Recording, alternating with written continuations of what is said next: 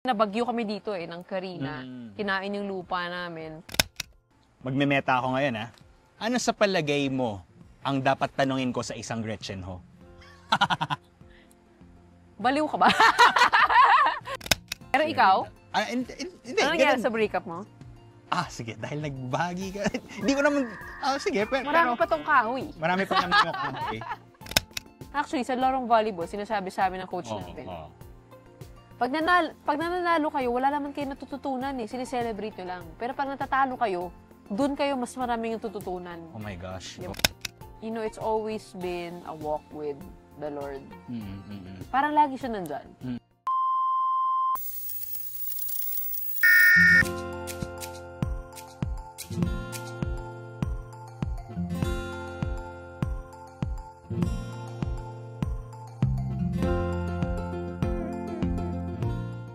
I'm anchoring Morning Matters on One News, so it's an interview talk show. When did it start?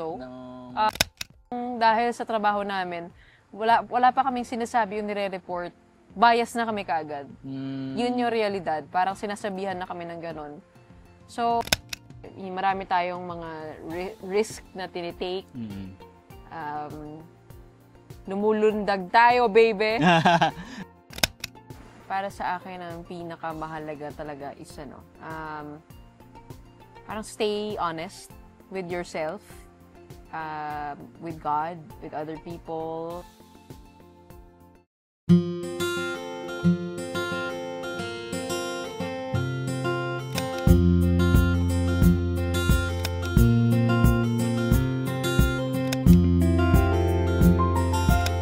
Pakiramdam na minsan ay nananalo ka. Of course, there will be celebration, yung saya, pero minsan sa buhay kailangan din pala nung pagkatalo.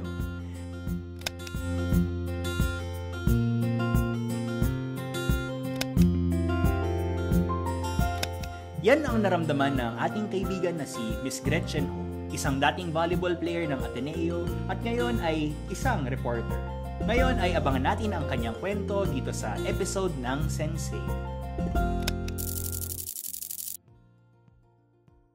Yun lang yung pinakamahirap sa buhay namin sa news. Kailangan napakabilis mo talaga sa balita. I mean, lagi kang babasa, lagi kang updated, lagi mo alam yung next development, possible next development. Maghahabol ka ng mga i-interviewin para mag-develop yung story. Tapos, info overload. Kasi dapat alam mo lahat Kung kahit anong batas yan, kailangan babasa ka Yun lang din yung challenge. Kaya I hold a lot of respect for journalists, for those who have risked their lives, their privacy, their sanctity, their sanity, to fight for other people. Grabe. I mean, grabe. Mahirap tong trabaho. Ito sa news.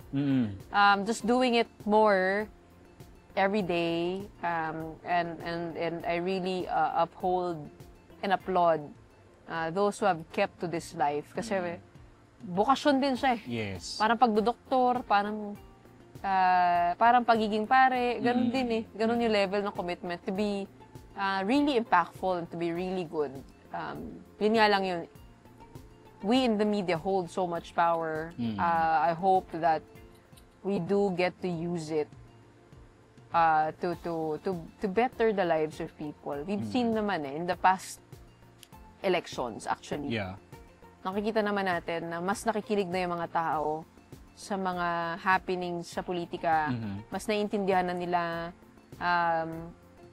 kung ano yung tama at mali, sino yung trapo at hindi, sinong, alam mo yung makikita mo Nagdi-discern na rin. Nakikita na sa TikTok, nanonood na ng hearing sa mga tao. So, parang feeling ko, mas tumataas na yung kamalayan sa diskursong yan.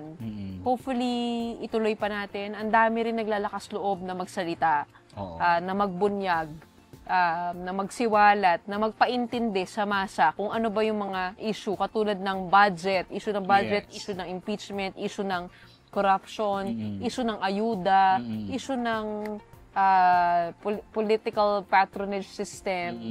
So, mas marami nang nakakaintindi ngayon. And it's so good also that hindi lang kaming nasa mainstream ang nakikerry ng mantle, kundi maraming tao, content creators like you, people who are online, who are doing their part. Nakakatuwa. Napaka-vibrant nung landscape. Sana, syempre, meron pa rin nagagamit sa masama,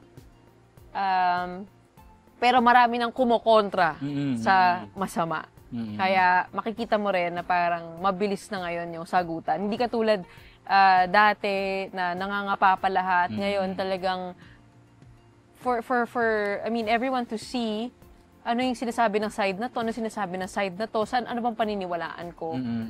Syempre yung iba parang sarado pa rin yung isip, pero patuloy ito na hamon sa ating lahat, no?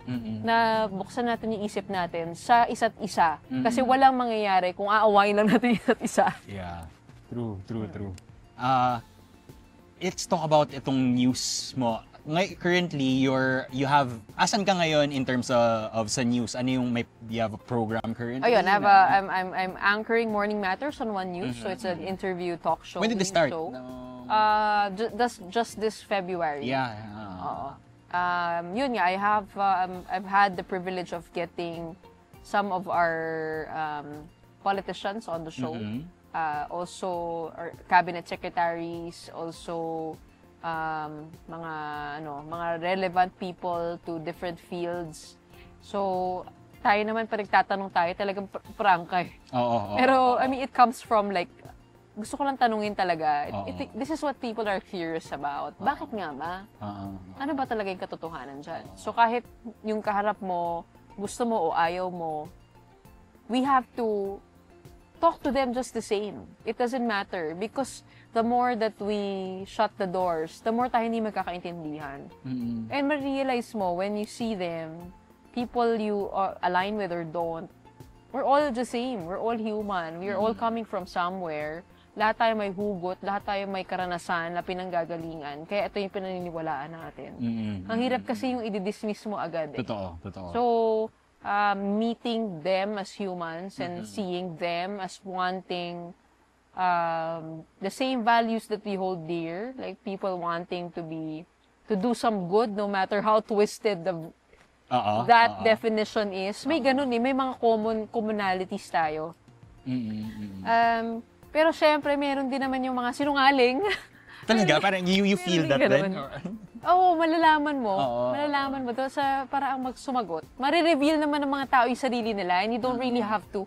Sa ako ang paniniwala ko, di natin kailangan pahiyain yung mga ini-interview natin kasi makikita na rin ng taong bayan sa mga sagot nila. Hindi na natin kailangan parang maging rude or anything.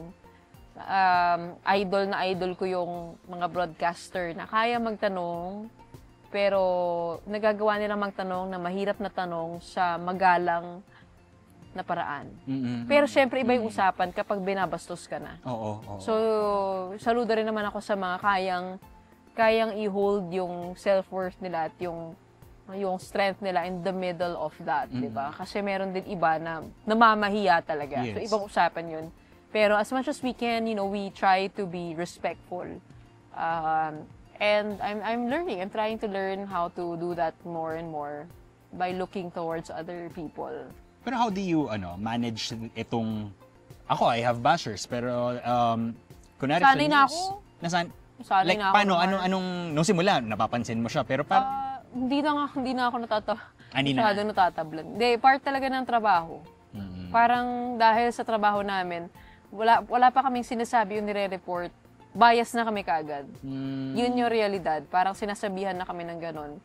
So, tatanggapin mo na lang on the chin and just do your job. I mean, people will see. Just keep on doing your job kahit mahirap and do it as professional as possible. Minsan nga lang, parang kailangan mo rin i-defend yung sarili mo eh. Kaya minsan sumasagot din ako kasi para naman kaming inaapi na di ba? May tao rin naman kami, nasasaktan din kami. Kahit na, actually hindi nasasaktan eh, napapagod. Kasi kaya kailangan ng ganitong retreat minsan place. Sa harapan mo, sinasabihan ka ng ginagawa mo, hirap ka nang kunin yung side nila. Tapos, when they greet you, parang hinaharas ka pa. So, ini-effortan mo na nga silang makausap, makuna yung panig nila, pero inuunahan ka na. Pero ganun talaga eh. Yun yung landscape natin ngayon. What I learned is that it's most of the time nothing personal. It is the general, maybe a general dislike by some towards the media. Pero yun nga, ito'y hamon para pagbutihin pa namin lalo.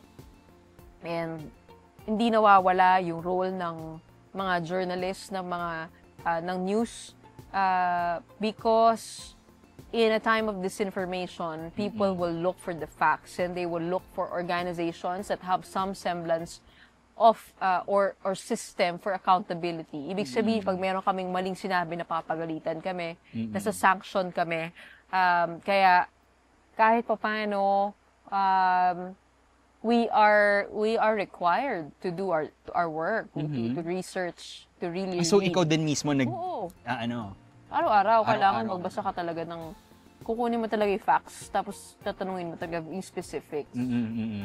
Ano yung gusto ko i-connect yung Ateneo education mo with currently being a newscaster.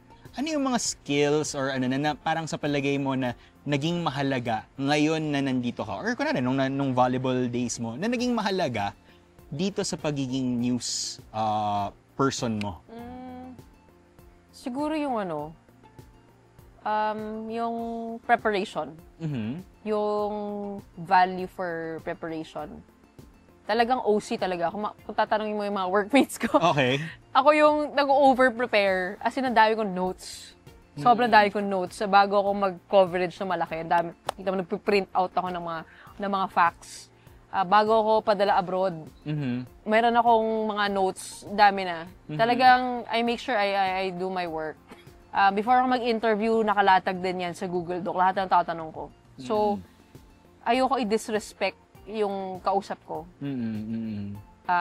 by not throwing the most relevant and important questions and doing my best. Kasi sinayang ko lang oras ng kausap ko. So, yung value for preparation and making it a habit, that work ethic that I have every day, galing sa volleyball yun. Kasi everyday nag-practice kayo, everyday yung mga ang galing. Recently, isa sa parang nakita kong naging experience mo was you going to Rome, 'di ba? Which also took some preparation, 'di ba? Na ito nga yung sinabi mo na you had to prepare. Kamusta yung Rome para sa iyo during that time? This was when? February, no? Okay naman. It was difficult because I was a one-man team. Dinadala ko to report live, to shoot, edit, write scripts. I had help from the office, pero mostly it was me alone out there. But it was an honor to be able to do that. I mean, may sakit si Pope, no? Yeah, Nauna tayo doon. Hindi natin na-cover yung passing niya, pero seeing everything, getting to know the priests there, the Filipino community there, getting to talk to them, yung mga nagsuserve sa Vatican, pati na rin yung understanding the origins of the Catholic faith and sino yung mga nandun sa paligid na yun. It was very meaningful for me, for a Catholic like me, to be able to be out there. Parang I wanted, doon ko talaga, kahit pagod na pagod ako doon, dahil araw-araw tayo, mula umaga hanggang gabi. Tapos 9 a.m. ang show mo, 3 a.m. Actually, hanggang madaling araw. Oo. Sulit naman. Talagang, nakakalimutan ko yung pagod ko kapag alam kong may saysay yung ginagawa ko. Kaya, I felt like I was there at the right, I was meant to be there. So thank you to the Lord for sending me there. Yeah, nakita ko nga na napapadasal ka during that time as well, di ba? You were able to attend some masses and then yung Filipino community with Cardinal Tagle. Oo. Galing talaga ni Lord. Hindi ko in-expect talaga. Pero sarap din magkwento, sarap din to give a voice to that. Yung when I go out there and do the story, syempre, yung pinaka-goal ko talaga is to do justice to what I see before my very eyes and tell the story as completely as I can with what I have at the moment. And then hopefully give proper angles to the story. Siguro para sa'yo, Gretch, what are the things that siguro perhaps you're looking forward to, no? If ano lang, parang, kasi, saan ako nanggagaling? Actually, kung tutuusin natin, itong interview format ko, kinuha ko siya sa Ignatian Examen, no? Yung parang, what are things that you're grateful for, pero parang, parang, in general, ano sa palagay mo yung things that you're hoping, things that you're praying for, perhaps na... What I'm praying for is, I guess the Lord, I always pray for the Lord never to leave me. Never to forsake me. Yun lang yung pinaka-ano ko na parang I hope the voice, the Lord in my life never becomes too far that I cannot hear it or discern it. Kasi I rely on that for everything, for my next steps, for wisdom. Marami tayong mga risk na tinitake. Lumulundag tayo, baby. Context. So, sana, no? Si Father Roque Ferriols ng Ateneo. Nag-coin nung line na sinabi niya, lundagin mo, baby. So, yun, sana, I pray for the Lord never to leave me and I'll be okay. I think, sobrang napakasimple ko ng tao. Sa totoo lang, kaya ko talaga to do with little. Pero the Lord has given me much. So, I have nothing else to ask for. Just for my life to have some meaning in my time here. True. Kasi dumadaan lang naman talaga tayo dito sa mundong ito. But we have a lot of things to really be grateful for. For example, na hindi umulan ngayon. Oo nga. Ang lakas mo kay Lord, grabe. Sinabi ko, sobrang lakas nyo kay Lord. Well, kanina pa umuulan at may LPA po May low pressure area, buong araw umulan, pero ngayong gabi, wala. I think parang, minsan, it could be coincidence, but for perhaps people with faith, perhaps like us, it's grace. Yeah, it's na halos katunog ng Grace ang Gretchen. Ganun ba ang etymology ng iyong pangalan? Hindi. Grace Chen? Hindi. Pinangalan ako after Gretchen Barreto. Huwag na, itigil na po natin yung usapang yan. Ay, hindi na ako magtatanong. Baka magdalawang oras pa tayo sa ganyan. Pero salamat na parang you opened up your heart right now. I think there's something with this place. There's something with this place. You gotta come here. When it's the right time. When it's the right time, kapag naitayo na yung mga When it's open. Not yet. Not yet. Pero alam mo yung, it really must be the place. It really must be our oneness with nature, our connectedness to God. And even in terms of faith, 'di ba? Kaya tayo may mga kandila, nakikita natin yung usok na pataas. Perhaps itong mga pinagsasabi natin ngayon, kahit kanina pa ako pikit din pag may nakikitang bonfire. Kasi gusto namin may pa-bonfire effect din, 'di ba? Para legit din naman talaga tayo sa ating Pero nagiging grateful ako. And ako personally, Gretch, I would like to thank you na sa itong mga binahagi mo.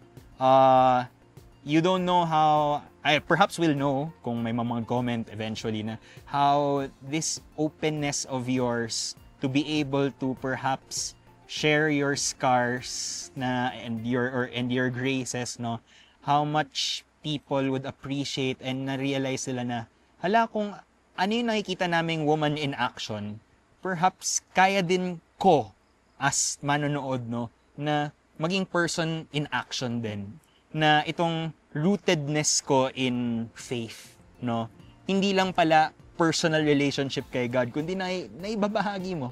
Diba? Blessed, broken, shared. Amen. Amen tayo dyan. And thank you, Gretch, for being here. And thank you for allowing us, Limang Siglo, to perhaps get a glimpse of who you are.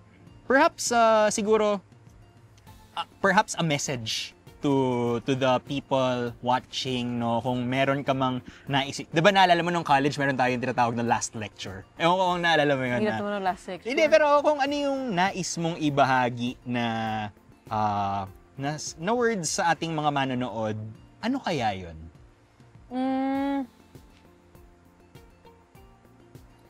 I guess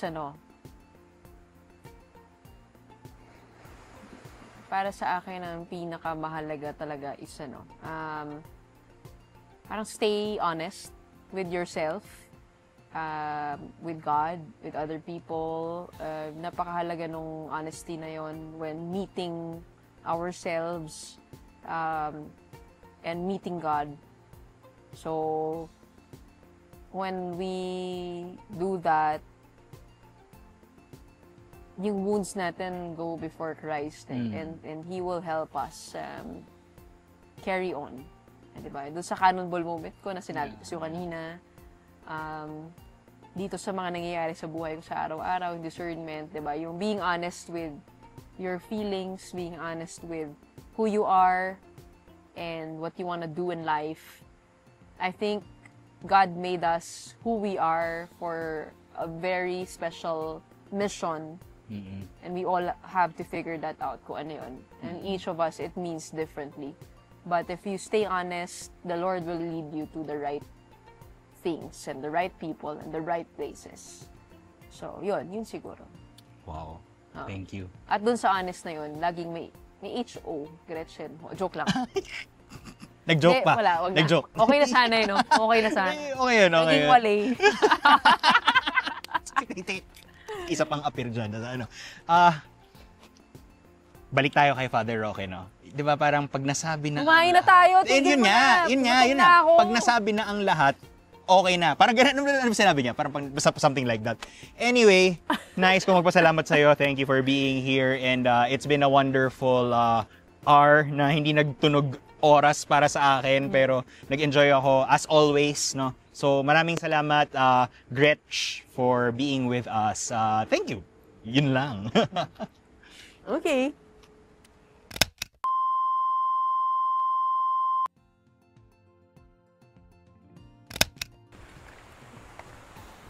Ganda ng tubig namin, no? Yung river namin. So dito hindi pa apektado ng windmill project, kaya hindi pa brown yung tubig. Ayan, Itong famous river ng Tanay. Ano tawag sa river na to? Tanay River? Lanatin. Lanatin? Lanatin River. Indigenous siguro na ano. Tapos meron dong bahay sa kabila. Hindi kita from here pero makita mo, ang ganda ng landscaping ng puno niya. Pwede ka magstay doon. Pero tatawid ka nito. Usually via the UTV or kung gusto mo, lakarin mo. 4x4 kaya? Kaya, 4x4. Pag yung hindi... sinakyan natin, pwede? Pwede. Pag hindi mataas yung river, siguro. Which is ito, hindi naman masyadong mataas. Kaya yan. Ang mahirap kapag nandun ka, tapos biglang umulan, stranded ka. Kapag masyadong mataas. Oo. Ay, lupa yung... Kaya usually dito pinapark yung sasakyan. Siyempre, dito tayo sa lugar ng neighbors ko. Para kaming community dito. So may overland camping event ngayon. Kung saan nag-set up ng tents yung mga campers with their cars. So it's a whole community and they're staying at Palaya. Tingnan mo. Ganda very adventurous yung mga tao rito. Kung gusto mo lang to be offline, disconnect, be in the outdoors, play with animals, talk to people, looking at their eyes without any distraction. Kasi walang signal, walang internet, pero may Starlink dito. Pero this is the place where you really drop your phone and just be. Saya, di ba?